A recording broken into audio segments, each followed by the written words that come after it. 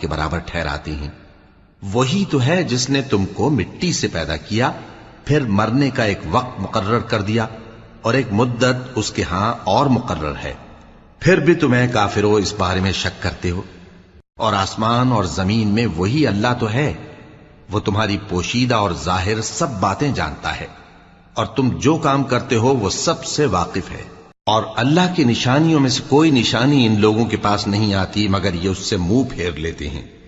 جب ان کے پاس حق آیا تو اس کو بھی انہوں نے جھٹلا دیا، سو ان کو ان چیزوں کا جن سے یہ ہنسی کرتے ہیں ان قریب انجام معلوم ہو جائے گا۔